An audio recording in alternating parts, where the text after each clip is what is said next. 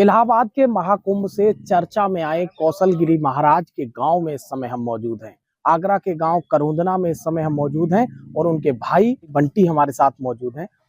बंटी जी, आप बताइए, कौशलगिरी कौन थे आपके? भाई थे। अच्छा, कब से चले गए वो यहाँ, कब 6 आए साल थे? के चले गए। क्या करते थे 6 साल की उम्र में? मंदिर पढ़ने जाते थे मंदिर पे।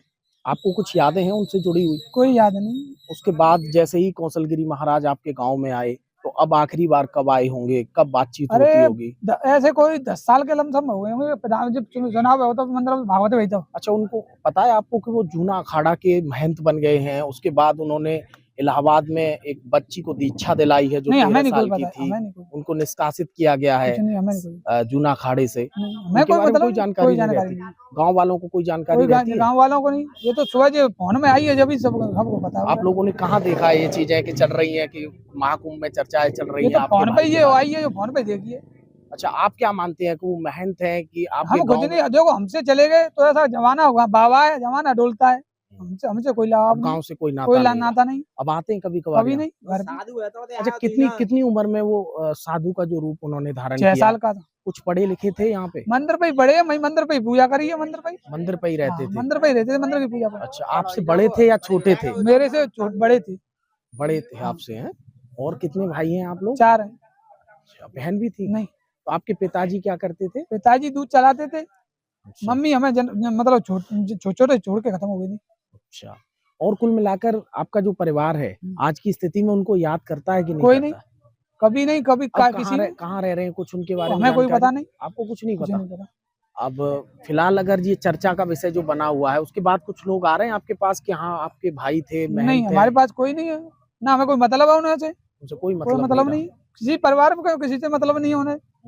और गांव वाले क्या कहते हैं उनके बारे में? गांव वालों की तो गांव वालों को ही पता होगा, हमें क्या पता है। नहीं, फिर भी चर्चा तो आम चलती होगी कि गांव वाले ही सब अच्छे हैं। कोई जो तो है नहीं क्या किसी से मतलब, वो गांव वालों से किसी को कोई मतलब नहीं है। अच्छा, पापा का जो कभी भी आते थे तो पापा का नाम, बाबा का नाम, सब पूरे परिवार का नाम लेते थे। आपके पिताजी की जब डेथ हुई तो वो आए थे कि नहीं आए थे? अपने पिताजी की डेथ के बाद भी नहीं आए? कह रहा था मेरा तो जवाना बाप है।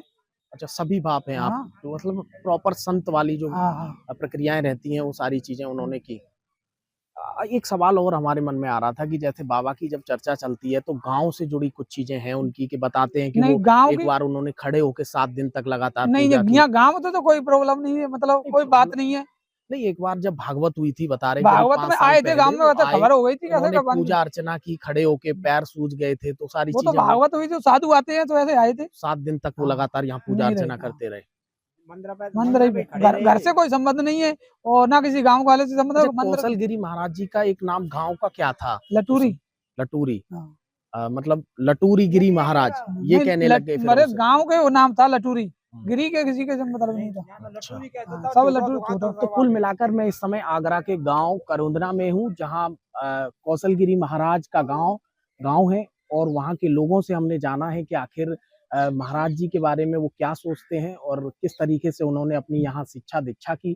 इसके बाद वो सीधे जो है वो अखाड़े से जुड़ गए और बचपन से ही साधु के रूप में जाने लगे, और लोग आज भी उनको अगर देखते हैं तो कुल मिलाकर उनको ज्यादा जान पहचान गांव से नहीं है।